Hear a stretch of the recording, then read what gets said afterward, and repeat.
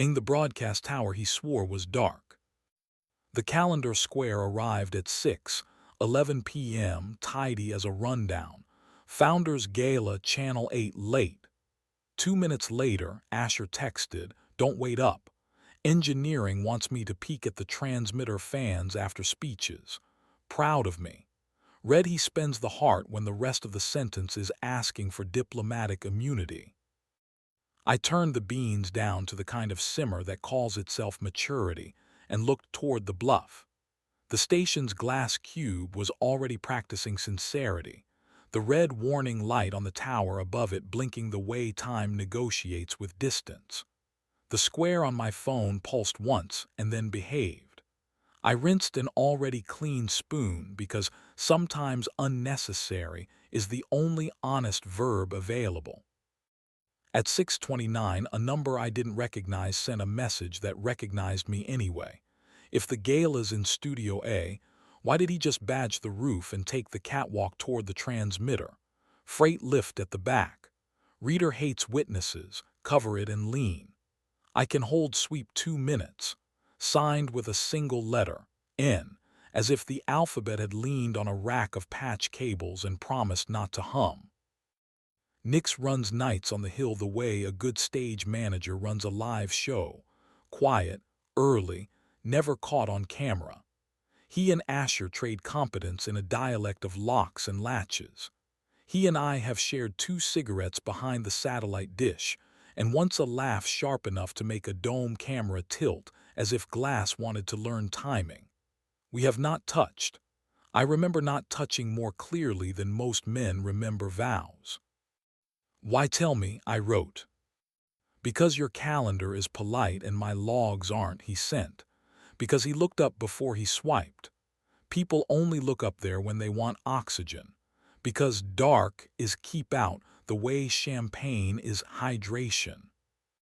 The freight lift smelled like dust that had learned ambition. It gave up the roof with a cough and a sigh. The air over the city was 10 degrees less certain than the air below. The tower rose from a well of concrete like a metronome someone had convinced to be patient. The catwalk was a web of steel with too many opinions underfoot. The wind carried a taste of rain and copper. He was where Nick said he'd be. Halfway up, at the elbow of the catwalk, jacket off, shirt open 1 button past credible, tie rolled into his pocket like a plausible denial. Opposite him leaned Lang Porter, developer, board vice chair, a roomer with a tax deduction, 2 fingers resting on the handrail as if steel owed him interest. His other hand hovered near Asher's wrist without landing, because proximity photographs better than contact when your brand buys antennas and invoices discretion.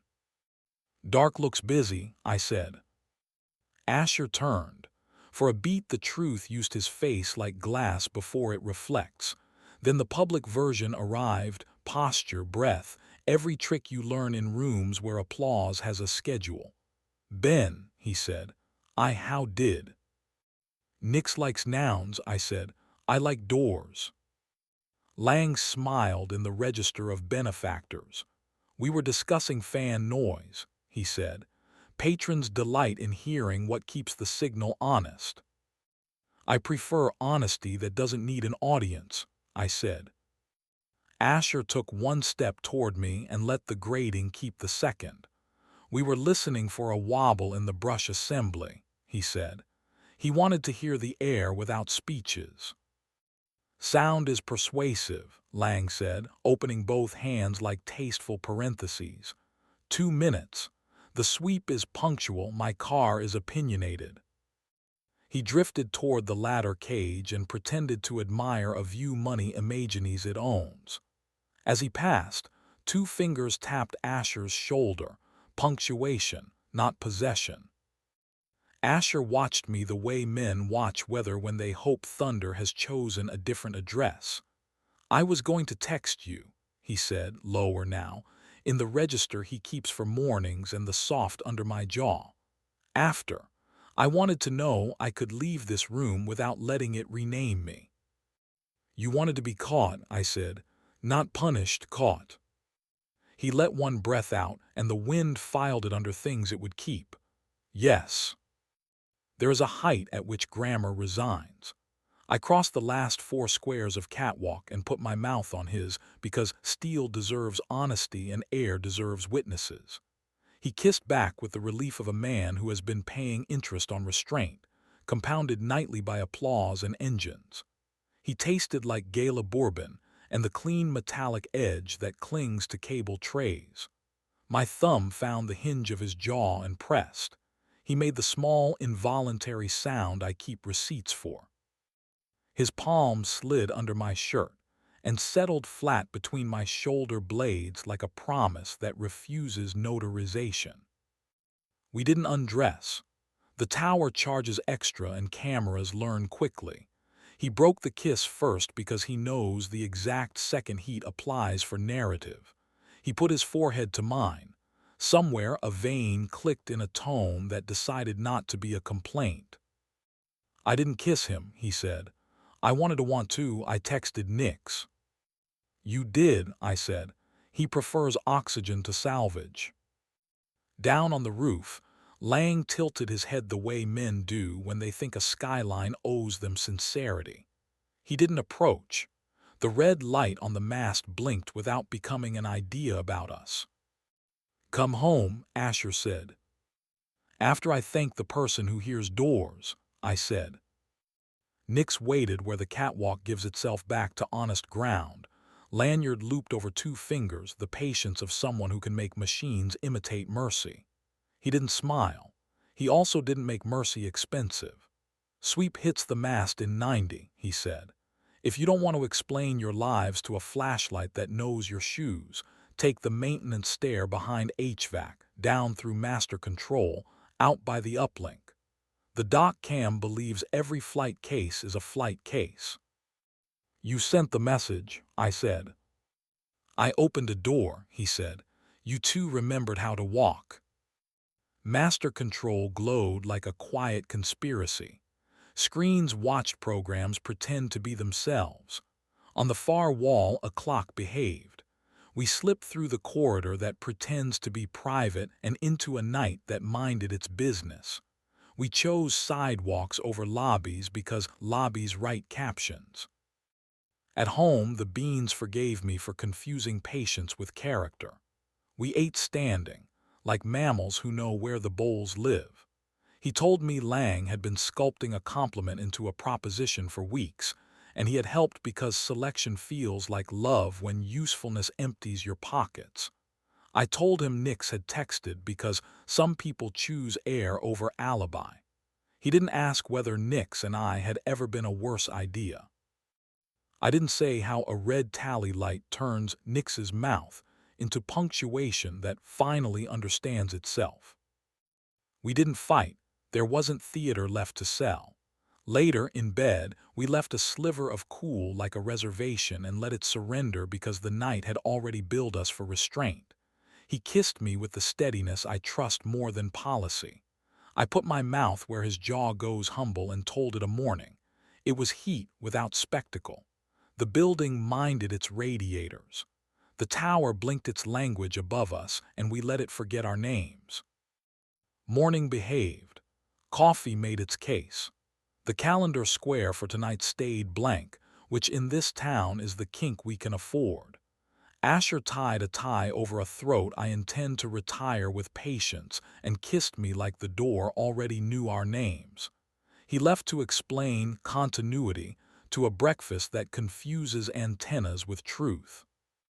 At 9:13, a text arrived from a number saved as one letter. No mast cam saw anything but sky. I looped a fan test for 20. Consider it training. I sent, "You're very proud of your training." He replied, "I'm proud of your exit." No punctuation correct. By noon, a culture blog posted Lang in a champagne halo beneath a photo of the tower, captioned with stewardship and signal. I scrolled past. It wasn't our room. At 1:21, Asher sent a picture of our kitchen plant basking in a dutiful square of sun. "Room exists," he wrote. The week pretended to be a rundown you could trust. Lang sent a revised pledge with fewer adjectives and more commas. Asher read until the commas became a harness and set it face down. He pressed his forehead to my temple for 7 patient counts. The air remembered its job. 2 nights later, the station hosted an open house. Honest wristbands, real families, children learning that a red tally light means wait your turn and a mic makes you responsible. We went together, because sometimes the correct grammar is plural. Nix nodded once from a shadow like an usher who doesn't believe in applause. Lang shook Asher's hand while a photographer tried to teach glass to glow. A reporter asked about legacy. Asher pointed to a tech kneeling to show a teenager how to coil cable without scolding and said, "Legacy is what keeps rooms gentle." And the reporter wrote it down like she'd earned a truth. On the walk home, we cut along the viaduct where rails translate the city into patience. Asher slid 2 fingers into my back pocket in the way that says not mine but here, and the knight did the decent thing and looked away. We burned the toast and ate it anyway. At the bedroom door he kissed me the way good sentences land, without ornament, unavoidable. I answered as if verbs were the last honest currency. It did not stay tidy. It never does here. An anonymous account posted a grainy still from a roof cam, 2 silhouettes on a catwalk, one hand too near to be polite. The caption invented entanglement, the comments rented outrage and billed by the breath. I set my phone face down beside the plant and watched the plant win. Asher texted a different image. Master control at noon. Nix showing a teen volunteer how to listen to a transformer with a cheap stethoscope, while a current draw plot confessed contentment. Our version works for a living, he wrote. Sunday arrived with rain that had read the manual. Nix texted, "Mast is quiet. Want a stool where nobody sells you a seat?" We went. He poured us paper cups of coffee that tasted like competence and showed us which bearing lies first, why you never trust a door that apologizes, and the almost silent shift in pitch that means a fan will miss its cue without kindness. He didn't flirt with anything, not even the truth. He stood with his hands in his jacket pockets and told us a joke about rich men who think signal is a metaphor. I liked him better for refusing to be necessary when he didn't need to be. Midweek, the foundation staged a press moment to announce scholarships for media tech apprentices. Asher spoke first, about bolts and volunteers and the joy of maintenance, the only speech that ages correctly. Lang promised to help the city meet its hours on time, a sentence that managed to spend nothing and still collect applause. After, he shook Asher's hand and then looked at me with the careful respect of a man evaluating whether he cannot purchase. "You're both very good at exits," he said. "Practice," I said. He laughed because it was the only honest thing left on his card. A columnist with an adjective habit suggested Asher's access came courtesy of private tour. The piece included a photo of steel that could have been any steel and a paragraph that could have been any rumor. The comments did their choreography. I took the plant to the sink and let water talk to its roots like a promise we could keep. That night, we turned our phones face down and cooked like people who still believe heat tells the truth. On a windy Thursday, Nick sent a single word, weather, and we met him by the microwave link where rain auditions to be static. He showed us which gutter floods first, where to stand when lightning tries out a skyline, and how to hear the half-breath that means the strike relay won't forgive you twice. He didn't ask about the photo. We didn't say his name out loud. 3 people wide beneath aluminum that learned to sing, we let the storm remove adjectives we didn't need. Life kept refusing to be purchased. Lang kept sending commas that wanted homes. Asher kept returning them with better ones. The plant kept inventing a shade of green that turns vanity domestic. We kept our calendar squares blank on purpose, because blanks are the only promises rooms respect. Sometimes, near midnight, we walk the hill and look up. From the street you can't see the rail where two fingers hovered like a claim that refused to become a fact.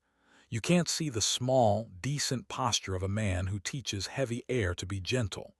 You can only see a disciplined blink pretending not to belong to anyone. That's as it should be. We circle the block and go home without letting the building perform at us. He takes my wrist like a man reteaching himself the grammar of doors. I think about the catwalk and the 2 minutes that were enough, about how some rooms try to own you and others teach you how to leave correctly. Sometimes I think about laying paused by a ladder cage like a man who wants to buy air and discovering it doesn't invoice. Sometimes I think about Nix's line, "I opened a door," and how it's the only biography I want for this version of us. Tonight's square is empty. We're leaving it that way. Let the tower keep its blinking and the city its applause. We have the freight lift, a plant we refuse to let die, and the quiet grammar of a decision that knows where it belongs. Not in the rumor, not in the photo, but in the mouth that learned to say come home and mean it. If we get caught again, let it be by each other. The rest of the world can rehearse truth. We'll be in the room that doesn't need it, counting breaths until they sound like a fan settling into kindness, and a morning we can afford, and calling that enough.